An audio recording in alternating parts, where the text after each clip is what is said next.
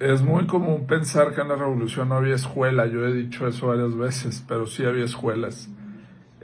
Había maestros que el mismo Villa le había pedido al gobierno, seguramente con Madero, los maderistas carrancistas, villistas, que trajera o llevara a la hacienda Canutillo, donde estuvo con mi abuelo con él. En la hacienda Canutillo por 1920 llevaban maestros. Él no era escolar, pero le daba mucha importancia a los libros. Dice en la página del Bicentenario, que es esta la referencia, siempre hay que decir de dónde sacamos la información, así como Villa logró implantar un nuevo sistema de vida para una porción de campesinos, también insistió en mantener una actitud firme para desarrollar cualquier tipo de vicios, dando importancia fundamental a la educación. Sí, factor sin duda determinante fue la carencia de escolaridad del propio Villa. De ahí su interés por establecer una escuela adecuada y lograr la alfabetización de todos los habitantes de Canutillo, sí, de la hacienda en Durango. Por tanto, consiguió que el gobierno federal enviara un grupo de profesores, de los que en la época de Vasconcelos, uno de los que fundó la SEP, junto con Álvaro Obregón, obviamente, se definieron como misioneros culturales, a quienes decía: mire, aquí en Canutillo no se pierde nada, porque al que roba alguna cosa lo fusilo. Persigo el vino porque mis hermanitos de raza, tan mal alimentados y tan poco responsables, cuando reciben su raya, o sea, su pago, se van a la cantina y a su casa no llevan nada. Así que los niños, hijos de mexicanos, no tienen la oportunidad de educarse por la falta de responsabilidad del padre. Teníamos que trabajar para que la educación beneficiara a los niños, hijos de soldados, sí, hijos de soldados, con el que anduvieron en la revolución. Sí, eran maderistas y villistas. La escuela de Canutillo se llamó Felipe Ángeles. Qué curioso, como se llama el presidente Obrador, y los militares pusieron al aeropuerto Felipe Ángeles. Algunos dicen que era un traidor, pero era un buen general. Su director fue el profesor Jesús Coello Avendaño, a quien secundaron otros 5 profesores: Alfonso de Gortari, Varela, Ojeda, Rodolfo Rodríguez Escalera, que se instalaron en una construcción rústica con un gran patio central y unas 4 o 5 aulas alrededor. Había un salón de actos y una modesta biblioteca que Villa iba enriqueciendo. Al inaugurar la escuela, expresa el profesor Coello, Villa le dijo: vamos a abrir la escuela, hay 250 niños y van a venir mujeres de hacerlo la comida de los niños.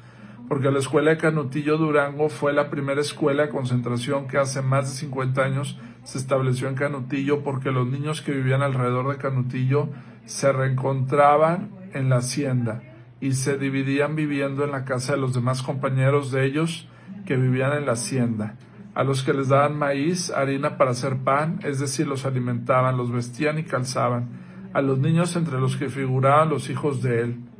Asistían a ella tanto los hijos de los campesinos, antiguos revolucionarios, como niños de lugares aledaños, o sea, cercanos. Por supuesto, la educación se impartía gratuitamente. No solo había un turno matutino al que concurrían estos niños, sino también uno nocturno para instruir a los adultos que lo desean.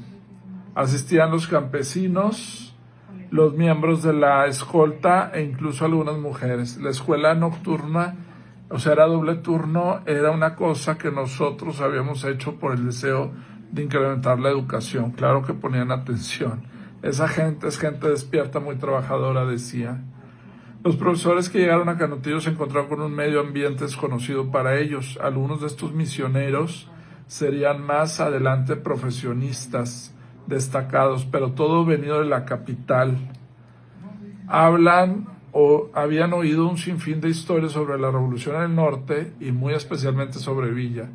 Aunque tuvieron la oportunidad de ir a otro lugar a enseñar, les atrajo la posibilidad de vivir y compartir la experiencia de Canutillo. Los profesores solo dependían del gobierno de la República para el pago de sus honorarios. Los sueldos variaban poco. El director de la escuela ganaba 12 pesos diarios, 12 diarios, y los maestros 10. Fíjense, 10 los maestros. Pues qué poquita diferencia entre maestro y director, no hombre, qué bárbaros. Eran sumas considerables para esa época. si tomamos en cuenta que la hacienda les proporcionaba casa, habitación, como un Infonavit, comida, lavado de ropa, armas para cazar, etcétera.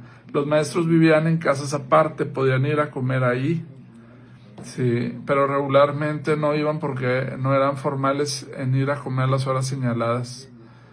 Contaban con servicio de agua y habían en tramos escalonados, letrinas, o sea, baños muy bien hechos de doble escala. Los profesores recuerdan que llegaron a tener de 25 a 30 mil pesos, ya que como no salían de la hacienda no tenían gastos. A veces los profesores se trasladaban a la Ciudad de México en plan de vacaciones y entonces Villa les daba de su peculio algo más, considerando que iban a un rancho grande.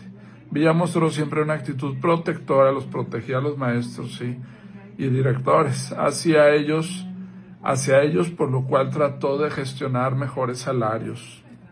Sí, es verdad. No estoy de acuerdo con los sueldos que ganan los profesores desde aquel entonces que atienden a las escuelas. El día que un maestro de escuela gane más que un general, entonces se salvará México. ¿Qué tal? El día que un maestro de escuela gane más que un general, se salvará México. En consecuencia, quiero que le subas el sueldo a los maestros que atienden la escuela Felipe Ángeles. Ahí estuvo mi abuelo, yo creo que en la escuela de Canutillo de Felipe Ángeles. Entonces no había el programa racional, sino era fundamental un tipo de programas, los de ciudad y los de la Secretaría de Educación, y había programas de los estados. No estaba nacionalizada la enseñanza. Había tendencia a nacionalizarse.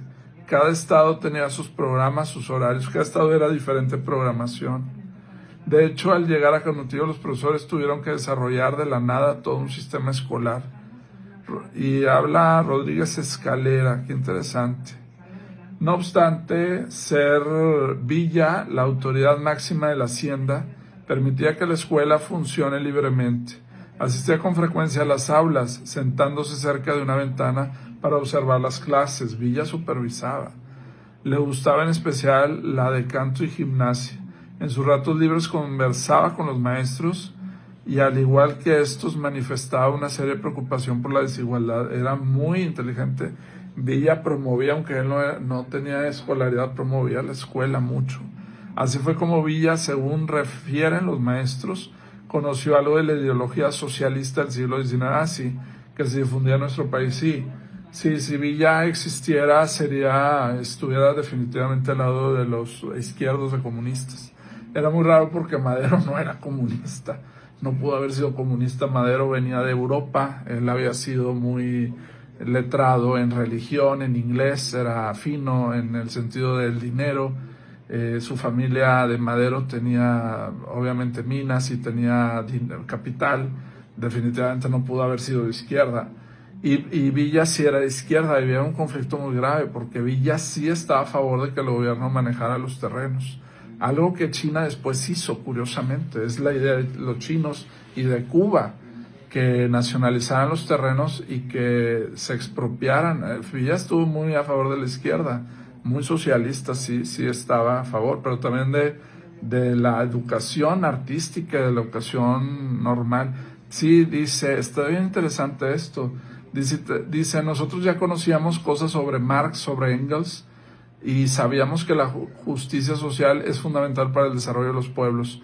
Entonces nosotros hablábamos mucho de este tipo de cosas, sin hablar de comunismo, sino hablábamos de los derechos del hombre, de las libertades y democracia y en contra de las dictaduras. Bueno, era una izquierda sin dictadura, pero era una izquierda diferente de los sueldos parejos y todo. Villa sí oyó hablar de Marx, por lo menos de las cosas que surgieron ahí. Ese movimiento de 1917, sí, 1917 se separa, me parece que Finlandia o un país nórdico de Rusia, es la época de independencias en Rusia, donde se derrumbó el zarsismo, exactamente, y el pueblo ruso se moriría de hambre, sí. Sí, oyó hablar de Marx, pero no lo mencionaba, lo llegó a escuchar seguramente de labios nuestros. Los profesores que platicamos con él, sí, la Secretaría de Educación promovía un poco el socialismo, de hecho, sí. Era una de las cosas quizá que le protegió para que lo ayudara el pueblo, porque a todo el que era de clase humilde, a todos nos ayudaba cuando había forma de ayudarnos. Aquí está Villa apoyando a las escuelas y a los maestros y a directivos. Qué interesante. Obviamente le llamaban el Centauro del Norte. Les recomiendo esta página, Bicentenario del ayer y de hoy. Qué interesante. Muchos piensan que Villa no promovía la cultura o la educación, no.